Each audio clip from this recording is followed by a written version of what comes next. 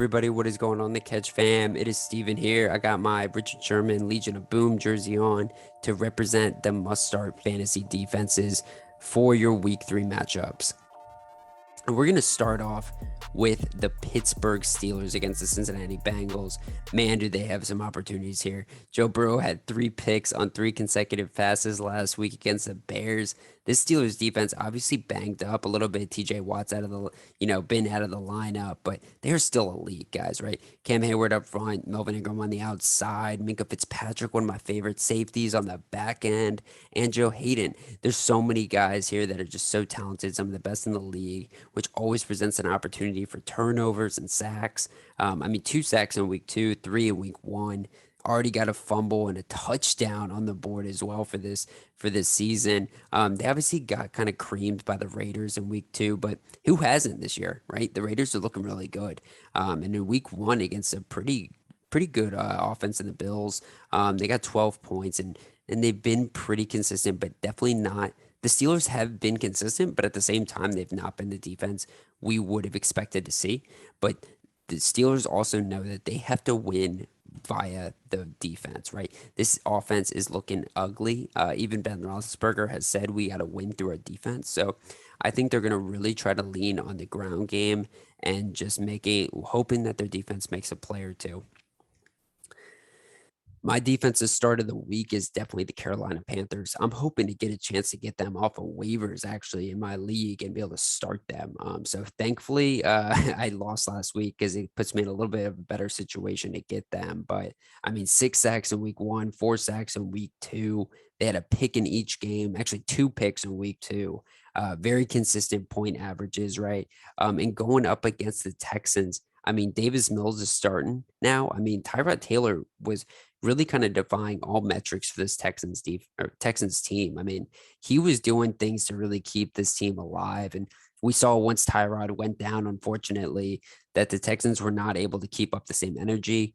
Davis Mills could not do some of the same things. Very much so a game manager type of guy.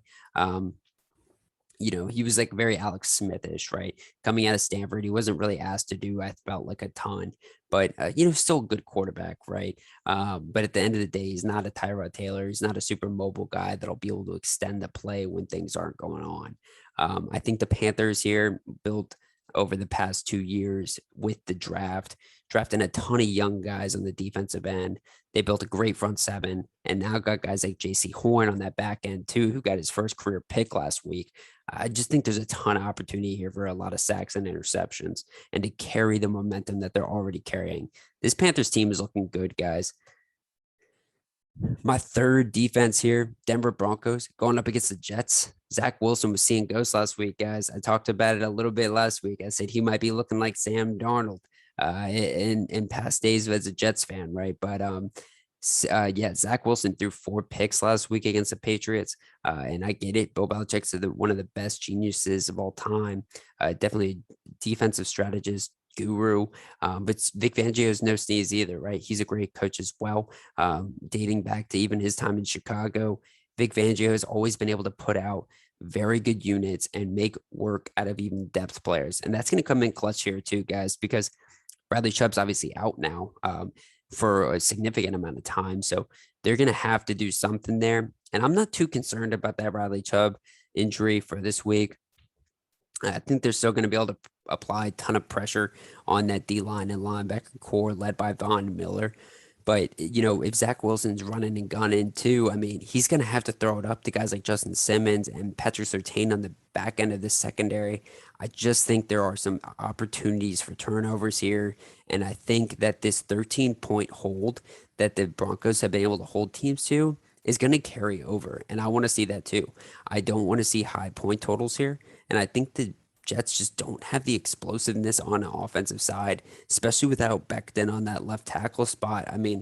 Damn, just even thinking about that, dude, with Becton down, that guy was like their best player. I just think Von Miller and whoever they put on that end is just going to be able to get to the quarterback in a pretty high clip. Speaking of teams that can get to the quarterback at a pretty high clip, right, guys? The Arizona Cardinals, week 1, obviously putting up 6 sacks. They looked great. Everybody was burning their waivers to go get them. This was my must-start defense last week. And I think a lot of people had these guys as must start defenses, but they did not look good in week two. Tale of two different weeks, right? Week one, they were the best. Week two, they were nowhere to be seen. We see that in fantasy football from time to time, especially when there's an absolute shootout like it was in week two with Minnesota. But a lot of the reason that I spent so much or waiver priority on getting the defense of Arizona Cardinals last week was because I wanted this matchup too. I really wanted that week three matchup against Jacksonville. I mean, Trevor Lawrence has looked gross, obviously, just through 2 picks at Denver last week. He's just looked like not really the guy that we thought we were going to see coming out of Clemson. This could be a situation too where it gets out of hand really fast. Trevor Lawrence might be throwing it 50 plus times. And if we know anything, it's going to probably result in a pick or two, right? But I also think that Chandler Jones and JJ Watt are going to get a chance to feast on this Jaguars offense. This game could get ugly, guys. And and I tell you what, the only part I want of the Jaguars here is a nice defense to go and eat them. Next defense I got going on, guys, is the New England Patriots. I think the Patriots are a great play here. Obviously, coming off one of the best defensive performances last week against the Jets. A little sad testimonial here. I actually dropped the Patriots defense for the Browns. Browns put up like 0 points, and the Patriots obviously put up near 20. Just depressing, right? And ultimately ended up losing fantasy football. So things happen, but I mean, what the Pats were able to do last week was really, really crazy. 4 picks, 4 sacks. And the week before that, they even got 1 pick and 2 sacks too. So they are performing at a pretty consistent level, it seems. And going up against New Orleans, I really like that matchup because we saw Jameis Winston and the Saints obviously explode on the Packers in week one.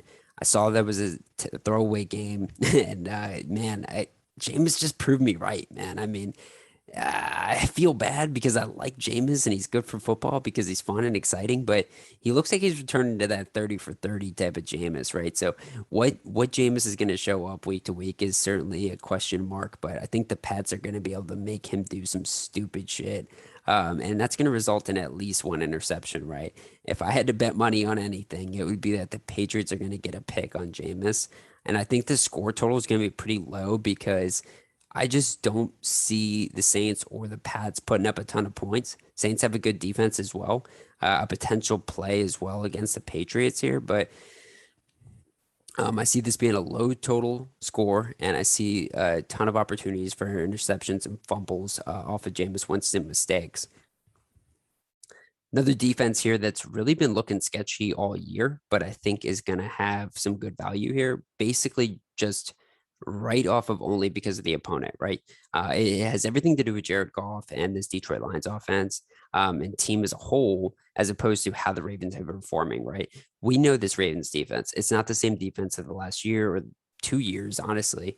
I mean, putting up 4 and 3 points over week is not look good, especially when it's been Las Vegas and Kansas City. But we've seen strides taken with this defense. They were able to hang with the Patrick Mahomes led offense. They shut down Tyreek Hill.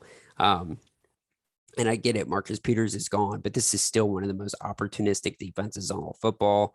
And I think just coming off of that win against the Chiefs, they're going to look to try to kind of get a pulse on this power rankings here, and they're going to really just try to push forward and beat the shit out of the Detroit Lions and say, guess what? We are here and we should still be feared as one of the top teams in all of football. And I think that starts up front with guys like Elway, their rookie from Penn State, and Calais Campbell, and just getting at the quarterback at a high level, right? And Jared Goff, whereas I do like him, and I'm happy for him because I feel like he's making the most of an opportunity that was really shitty to begin with. I think he's going to be in a hurting. And I think even last week against Green Bay, throwing a pick and having a fumble, I just see a similar type of result coming out this week. Number 1 defense in all of football, guys, the Buffalo Bills going up against Tyler Heineke and the Washington football team. You got the Heineken beer going up against the Bills, guys.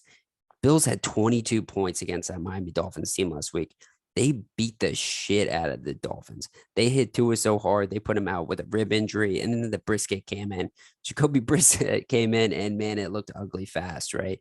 They were getting picks. They were getting sacks, 6 sacks to be exact. 2 fumble recoveries. I mean, 22 fantasy points on the day. That won people matchups, I'm sure.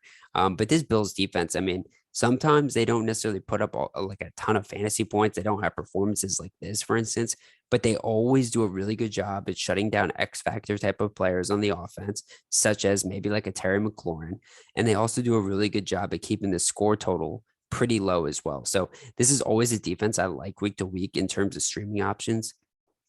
And even though they're the number 1 defense in the league, I mean, guys, they're probably on your waivers because they didn't do much week 1. But I think this is definitely an opportunity. I think Tyler Heineke, I compared him to Brett Favre kind of. He's just kind of this like, he kind of reminds me of just like a gunslinger and, always going at it. He is willing to die on the field for his team.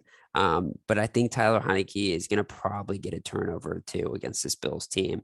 The Bills defense is a lot better than the Giants. And we saw Heineke have some success definitely in week 2 on Thursday Night Football. But at the end of the day, too, they still got lucky with that win, right?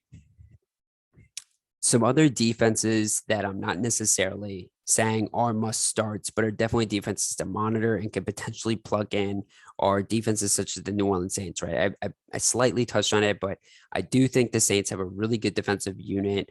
Week 1, they put up 15, obviously, against the Packers. Week 2, they did not look as good against a very good Carolina Panthers team. But I think the Patriots present some value here. I think you can get into the rookie quarterback, Mac Jones' head a little bit and maybe make a turnover or 2. But the Saints defense, they are still banged up as well. And Marshawn Lattimore's still shaken up. So, it might be risky, but it really depends on what kind of league you're in. And if you're in 12-man league, that might just be the best chance you can get, right? I think another opportunity here is on the Titans. This is the 30th worst defense in all of football. So it is hard to recommend them, especially against my favorite team, the Colts. But if Carson Wentz is out, I mean, he has 2 sprained ankles right now. And if he is out, I just see this being a pretty good play, right? Even if Carson Wentz plays having 2 sprained ankles, I don't know how he moves if he gets pass rush. But the only way the Colts really hang in this game is if they just hand the ball off to John Taylor and Naheem Hines like 52 times. But outside of that, I mean, if you put Jacob Eason in there, there's some turnover opportunity there. I mean, they sacked Russell Wilson 3 times last week, got to the quarterback at Arizona twice in week 1 with 1 pick, and they did appear to get a lot stronger throughout the game against Seattle in week 2. So maybe this team just needs to get back to the bread and butter, run the ball, don't make your defense do shit that it doesn't need to do. And I think against Indianapolis, they're going to have the chance to do that, especially being at home. But honestly, though, guys, I just can't see Jacob Eason coming out and having an even decent game. I mean, we saw him come out and play 1 snap and throw like a pick to Jalen Ramsey automatically, right? But with that said, guys, these are some of my must-start defenses of the week, right? Definitely scour your waiver wires, see if you can pick anybody up, plug them in, right? Defenses can win your matchup week over week. It's not always about those skill guys. Definitely take a look at those defenses.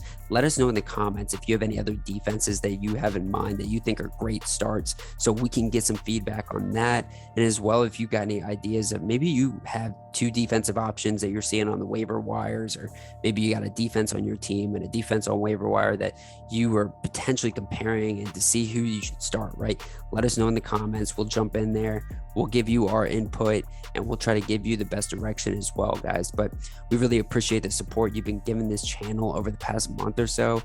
We love the Catch fam. If you did enjoy this video, please hit the like button. Please hit the subscribe button. Join the Catch fam because we are a growing force, man, on the road to 200 subscribers, guys. We love every last one of you guys. I really appreciate it. And just remember, you saw it here first at the Catch.